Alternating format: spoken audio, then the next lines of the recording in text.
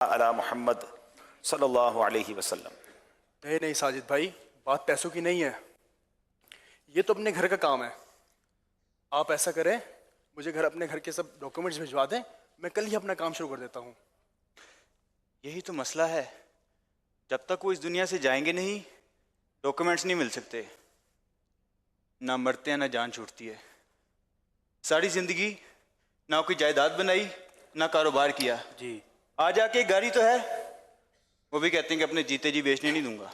ایک ہی بات کی ضد لگا رکھی ہے، کہتے ہیں کہ میرے جیتے جی مکان نہیں بکے گا اور مرنے کے بعد بھی حصہ شریعت کے مطابق تقسیم کیا جائے گا۔ اگر ہم بہنوں کو حصہ دے بھی دیں تو کس منہ سے ملیں گی وہ پھر ہمیں؟ جینا مرنا تو ختم ہوا نا پھر۔ بہنوں کا حصہ تو ایسے کہتے ہیں جیسے ہمارے لیے فیکٹریاں بنگلے چھوڑ کے جا رہے ہیں۔ جی وکیل صاحب، آپ کوئی ایسا پیپر تیار کریں کہ مکان ہمارے نام ہو جائے، بہنوں والا معاملہ ہم دیکھ لیں گے۔ ہمیں بھی تو اپنی زندگی سکون سے گزارنی ہے نا۔ نہیں ساجد، ایسا نہیں ہوتا۔ مرنے کے بعد قانونی اور شرعی طور پر بہن کو حصہ دینا ہوتا ہے۔ اس کا کوئی اور حل ہے تو بتائیں، ایسے تو ہمارے ہاتھ کچھ نہیں لگے گا۔ ہاں، ایک حل ہے، باپ کے جیتے جی ان کا مکان اپنے نام لکھوا لیں۔ اس کے لیے کیا کرنا ہوگا؟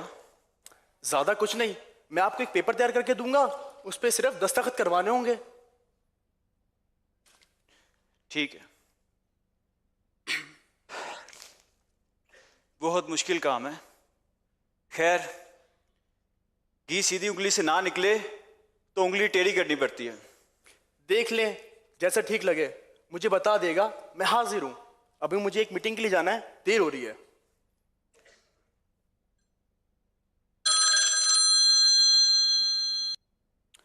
السلام علیکم۔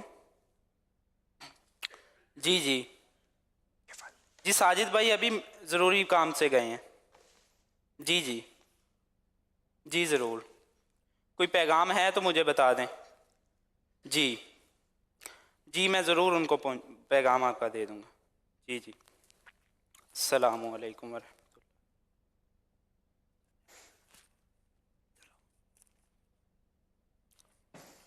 میری بات تو سنو بیٹا، ایسا نہ کر، میں آپ کو بول رہا ہوں ایسا نہ کر، ان کو جو ہے تنگ نہ کر، میں تمہیں بول رہا ہوں۔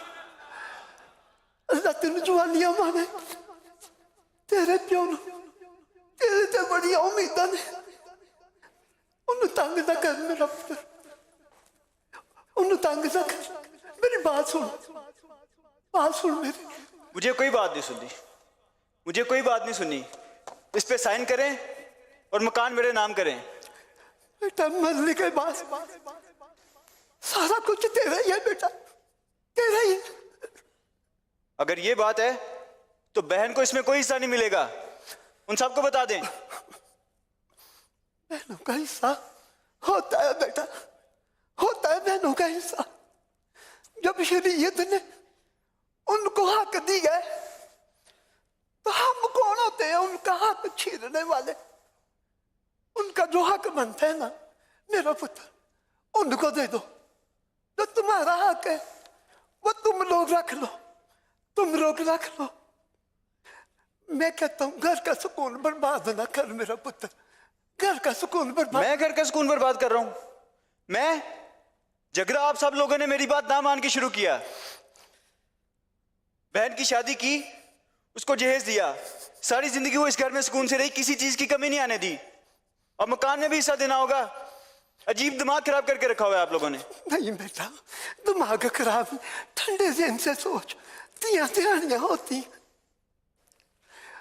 گھر والے کہتے ہیں برائیاں ہوتی ہیں، جب شادی ہو جاتی ہے وہ کہتے ہیں برائے گھر سے آئی ہے، نہ ان کا وہ گھر نہ ان کا یہ گھر، تیاں تیاریاں، ان کا حق بنتا ہے بیٹا۔ جب قرآن نے ہمیں یہ تعلیم دی ہے کہ کسی کا حق نہیں رکھنا چاہیے، تو جو میرا بیٹا اس کا حق بنتا ہے نا اس کو دے دے۔ میرے مرنے کے بعد یہ سب کچھ آپ کا ہی تو ہے نا، سب کچھ آپ کا ہے۔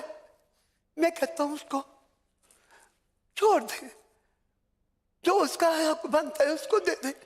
یہ سب کچھ ادھر ہی رہ جائے پتر، ادھر ہی رہ جانا ہے سب کچھ ایک ایک کر کے نوکر بندے ٹر جانا ٹر جانا سب میری اتنے رہ جانا ہے سب کچھ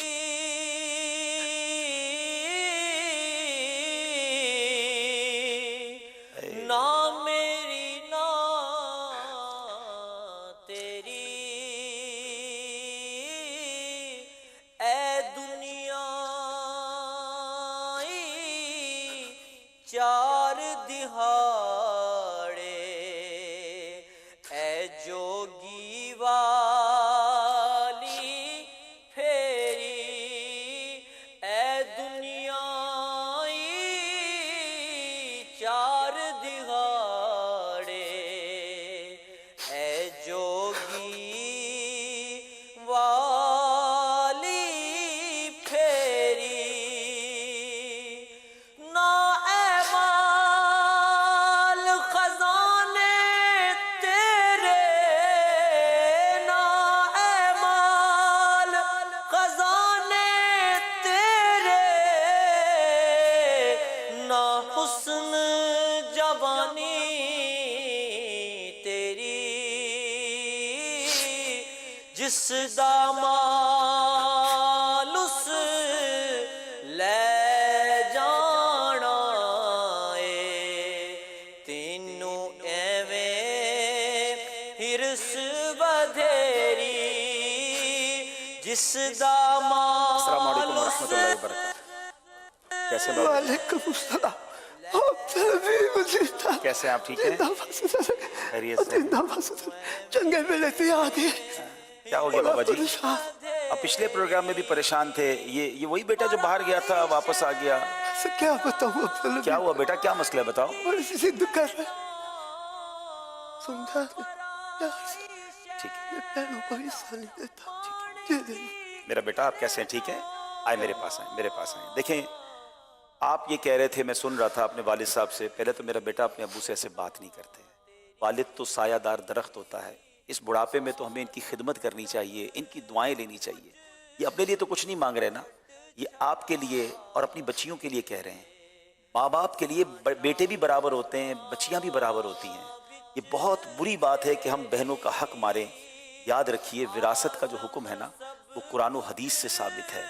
میں یہاں موجود اسلامی بھائیوں سے، مدنی چینل کے ناظرین سے بھی بات کرنا چاہوں گا. یہ وبا بڑی بڑھتی جا رہی ہے کہ لوگ کہتے ہیں جناب ہم نے بہنوں کا حق نہیں دینا، بھائی اپنی بہنوں کا حق نہیں دیتے. بلکہ یہ بھی ہونے لگا ہے کہ بڑے بھائی اپنے چھوٹے بھائیوں کا حق نہیں دیتے. خاندان میں کوئی یتیم ہوتا ہے تو اس کا حق نہیں دیتے. یاد رکھیے وراثت یہ قرآن و حدیث کا حکم ہے، اس میں بالکل کوتاہی نہیں کرنی چاہیے. میں چند باتیں آپ کو بتاتا ہوں. وارث کو اس کا حصہ دینا اللہ تعالیٰ کے احکام کی اطاعت ہے، جبکہ اسے محروم کر دینا یہ کافروں کا طرز عمل ہے، احکام الہی کی صریح بالکل واضح خلاف ورزی ہے اور جہنم میں لے جانے والا عمل ہے. اللہ کریم قرآن مجید میں ارشاد فرماتا ہے وَتَأْكُلُونَ التُّرَاثَ أَكْلًا لَمًّا وَتُحِبُّونَ الْمَالَ حُبًّا جَمًّا. ترجمہ کنز العرفان، اور میراث کا سارا مال جمع کر کے کھا جاتے ہو اور مال سے بہت زیادہ محبت رکھتے ہو. سرکار دو عالم علیہ الصلوۃ والسلام فرماتے ہیں من قطع میراث وارثہ قطع اللہ میراثہ من الجنۃ یوم القیامہ. میرے بیٹا غور سے سنو، ہم سب کے آقا اللہ کے آخری نبی فرماتے ہیں یعنی جو شخص اپنے وارث کی میراث کاٹے گا اللہ تعالیٰ قیامت کے دن جنت سے اس کی میراث کو کاٹ دے گا. آج میں کسی کا مال دبا لوں اور مجھے جنت میں جانے سے ہی روک لیا جائے، اس مال کا کرنا کیا ہے؟ ارے بہنیں تو بھائیوں کا مان ہوتی ہیں، ان کو حق دیجئے، اللہ آپ کے مال میں برکت ڈال دے گا. وراثت کے مسئلے میں سنگین ترین صورتحال، یتیموں کو وراثت میں محروم کرنا ہے، انہیں حصہ نہ دینا ہے. اللہ تعالیٰ قرآن مجید میں ارشاد فرماتا ہے ان الذین یأکلون اموال الیتامی ظلما انما یأکلون فی بطونہم نارا وسیصلون سعیرا. آسان ترجمہ قرآن کنز العرفان، بے شک وہ لوگ جو ظلم کرتے ہوئے یتیموں کا مال کھاتے ہیں وہ اپنے پیٹ میں بالکل آگ بھرتے ہیں اور ان قریب یہ لوگ بھڑکتی ہوئی آگ میں جائیں گے. ہم کیسے جہنم کی آگ کو برداشت کر سکیں گے؟ اگر پیٹ میں آگ بھر لیں گے تو برداشت کیسے ہوگا؟ حضرت ابو سعید خدری رضی اللہ تعالیٰ عنہ سے روایت ہے، رسول اکرم صلی اللہ تعالیٰ علیہ وسلم نے ارشاد فرمایا، میں نے معراج کی رات ایسی قوم دیکھی جن کے ہونٹ اونٹوں کے ہونٹوں کی طرح تھے، ان پر ایسے لوگ مقرر تھے جو ان کے ہونٹوں کو پکڑتے پھر ان کے منہ میں آگ کے پتھر ڈالتے جو ان کے پیچھے سے نکل جاتے۔ میں نے پوچھا ہے جبرائیل یہ کون لوگ ہیں؟ عرض کی گئی یہ وہ لوگ ہیں جو یتیموں کا مال ظلم سے کھاتے ہیں۔ ہم کیسے یہ جہنم کا عذاب برداشت کر سکیں گے؟ اے میرے پیارے اسلامی بھائیوں، مدنی چینل کے ناظرین، یہ تو ایک ہم نے ایک فرضی خاکہ کیا ہے، مگر دل دکھتا ہے جب یہ باتیں سنتے ہیں۔ ہمیں لیٹر آتے ہیں، میسیجز آتے ہیں، ان بہنوں کے میسج آتے ہیں کہ ہمارے پاس کھانے کو نہیں ہے، ہمارے بھائیوں کے پاس فیکٹریاں ہیں، گاڑیاں ہیں، مگر کہتے ہیں تمہیں وراثت میں حصہ نہیں ملے گا۔ آج نہیں دو گے کل کیسے جواب دو گے؟ یتیموں کا لوگ مال کھا جاتے ہیں۔ بھائی اگر والد کا انتقال ہو جائے تو بڑا بھائی اپنے چھوٹے بھائیوں میں حصہ تقسیم نہیں کرتے، ان کی رضا کے خلاف کام کر رہے ہوتے ہیں، اور بعض اوقات کرتے بھی ہیں تو اپنی حساب سے کر لیتے ہیں۔ ایسا نہ کریں، یہ خاندان، یہ بھائی بہن تو ہمارا خون ہے۔ پتہ ہے ماں باپ کو کتنی تکلیف ہوتی ہوگی ان کی روح کو کہ ان کے دنیا سے جانے کے بعد بھائی بہن آپس میں صرف چند پیسوں کے لیے لڑ رہے ہیں۔ خدا را ایسا نہ کریں، دل بڑا کریں۔ میں آپ کو پھر مشورہ دیتا ہوں، یہ وہ معاملات ہیں جو ہم خود سے حل نہیں کر سکتے، ہمیں علماء کرام سے، مفتیان کرام سے رجوع کرنا چاہیے۔ آپ کی دعوت اسلامی آپ کو آفر کرتی ہے، آئیے ہمارے دارالفتاء اہل سنت میں۔ آپ چل کر نہیں آ سکتے، آپ ہمیں ای میل کر سکتے ہیں، آپ ہمیں فون کر سکتے ہیں، آپ ہم سے رابطہ کیجئے۔ آپ کو آپ کے پورے خاندان کی وراثت کا پورا حساب ہم بنا کے دیں گے، مگر ایک نیت کر لیں، ایک ایک روپیہ وارثوں کا ہم دیں گے، کسی کا حق نہیں دبائیں گے۔ یہ مال حرام ہے، جہنم میں لے جانے والا کام ہے۔ تو میرے بیٹا اب آپ بھی نیت کر لیں کہ انشاءاللہ اپنی بہن کو انشاءاللہ حصہ دیں گے۔ ابو سے معافی مانگے بیٹا، ابو کا ہاتھ چومیں، بابا جی یہ تھوڑا بیٹا ہے، انشاءاللہ اب فرما بردار ہو جائے گا۔ آپ دونوں پھر قافلے میں سفر کریں انشاءاللہ، ٹھیک ہے؟ ماہ قافلہ چل رہا ہے، آپ اس شکرانے میں ان کو قافلے میں لے جائیں، یہ بہن کو حصہ بھی دے گا اور انشاءاللہ آگے جا کے اللہ آپ کو حیاتی دے، اس کے بعد اپنی بہنوں کا خیال بھی رکھے گا۔ ماشاءاللہ، بہت بہت شکریہ، انشاءاللہ اللہ سلامت رکھے۔ بہت شکریہ، جزاک اللہ۔ نام میری